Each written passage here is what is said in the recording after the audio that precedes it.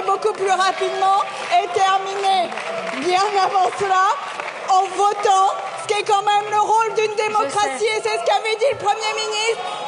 On vous propose, vous débattez, nous votons, mais là, nous ne voterons pas. Ça se voit beaucoup que vous êtes en train de faire de l'obstruction pour que nous n'arrivions pas au vote. Donc je vous demande de vous exprimer clairement pour savoir ce que vous comptez faire, si oui ou non vous allez nous laisser voter sur le budget de la sécurité sociale. Ce n'est pas admissible ni acceptable que notre Assemblée ne puisse pas se prononcer publiquement sur ce budget de la sécurité sociale. Il y a quelques jours, vous ne vouliez pas avoir ces débats.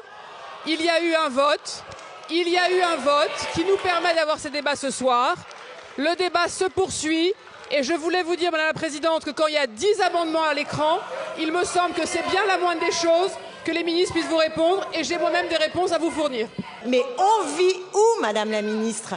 On peut être opposé aux recettes et pour autant souhaiter voter sur les dépenses du PLFSS. Ça s'appelle la démocratie. Ça s'appelle le droit des parlementaires de s'exprimer dans cet hémicycle. Et vous ne pouvez pas faire ce chantage. Madame la députée, on vit où? On vit dans un pays qui a une constitution depuis 1958 qui dit que dans la LOLF, on ne peut pas débattre des dépenses si on n'a pas voté les recettes. Et donc c'est notre démocratie. On peut vouloir en changer, on peut vouloir changer les règles. Il faut pour ça changer la Constitution. Vous êtes en train de vous cacher derrière la Constitution qui vous permet, mais seulement qui vous permet de transmettre le texte au Sénat et qui ne vous oblige en aucun cas à le transmettre. Et la deuxième chose, Madame de Montchalin, cela s'appelle la démocratie et cela s'appelle une opposition. Nous avons voté contre les recettes parce que nous ne sommes pas d'accord avec votre projet de budget et que nous voulons faire battre votre projet de budget. Cela ne vous donne pas le droit de ne pas nous laisser aller au vote alors qu'il reste 250 amendements. Il nous manque seulement quelques heures pour pouvoir aller au vote. Si vous ne voulez pas aller au vote, c'est que certains ici ne veulent pas qu'on voit leur vote ou que peut-être vous avez peur que ce budget soit battu. Nous sommes parvenus au terme des 20 jours dévolus à l'Assemblée nationale par la Constitution pour l'examen du PLFSS.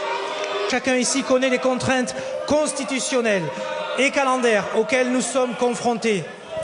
Prolonger nos débats pour le PLFSS ne pourrait se faire qu'au détriment de la navette parlementaire et des conditions d'examen par le Sénat. Je vous confirme donc que le gouvernement ne triera pas les amendements votés par l'Assemblée nationale et saisira par conséquent le Sénat du texte initial présenté en Conseil des ministres, modifié par tous les amendements que vous avez adoptés, mesdames et messieurs les députés.